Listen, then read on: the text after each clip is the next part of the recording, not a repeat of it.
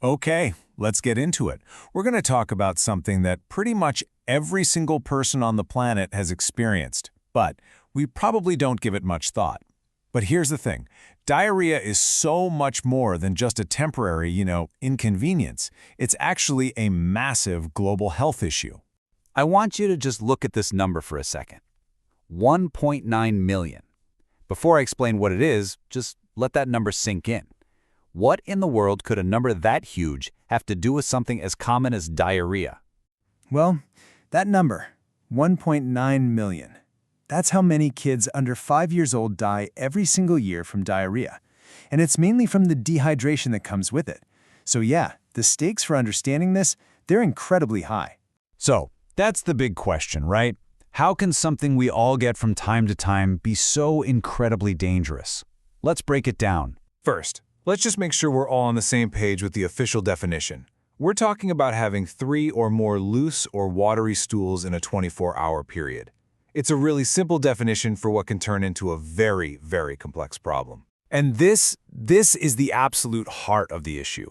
The real life-threatening danger of diarrhea isn't the symptom itself. It's what the symptom causes, a massive, rapid loss of fluids and electrolytes that all leads to one critical state: dehydration. And to really get a sense of the scale here, just look at this.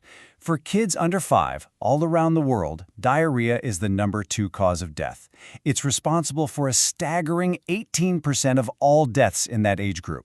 Only pneumonia causes more. It's just wild. And here's why it's so bad.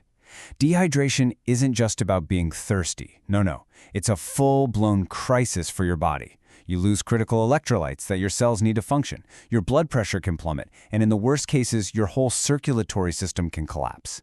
That's what makes it so deadly, especially for the very young.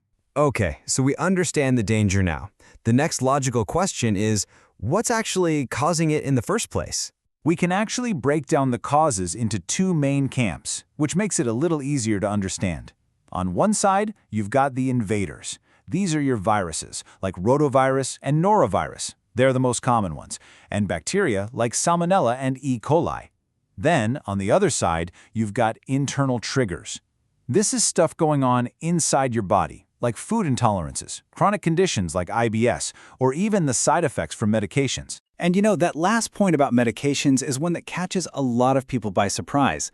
I mean, what if the very thing you're taking to feel better is actually the thing making you sick? It's pretty surprising how many everyday medications can trigger diarrhea. Broad-spectrum antibiotics are kind of the usual suspect here, since they can really mess with your gut's natural balance. But look, even some antacids, especially ones with magnesium, and certain blood pressure meds can be the culprit. It's a great reminder to always pay attention to those potential side effects. So we've talked a lot about the problem. Now let's pivot and focus on the single most important part of the solution: getting rehydrated. The absolute cornerstone of treating diarrhea and, frankly, saving lives is something called oral rehydration therapy, or ORT. Now, this is crucial. It's not just about chugging water. It uses a very specific scientifically designed mix called an oral rehydration solution, or ORS, that's made to perfectly replace exactly what your body has lost. And the way this works is it's so smart. Think of ORS as a kind of smart delivery system. It has this perfect ratio of sodium, so salt, and glucose, sugar. When that mixture hits your small intestine, it's like a secret handshake that unlocks this special channel, a sort of hydration express lane. This channel yanks fluids and electrolytes back into your body super fast, even when your gut is totally compromised. It's an amazing biological hack. And the results are just undeniable. The science shows that using the right formula, a modern reduced osmolarity solution, is so effective that it can cut the need for hospital IV drips by around 30%. That is huge. It saves lives, it saves time, it saves money. But rehydrating at home isn't always the answer. And this brings us to what might be the most practical, need-to-know part of this whole explainer: knowing the red flags. These are the signs that tell you it's time to stop trying to manage it yourself and go get professional medical help. Okay, so take a really good look at this list. These are the big ones: a high fever, any blood in the stool, or serious signs of dehydration, like sunken eyes or not urinating. Those are immediate warning signs.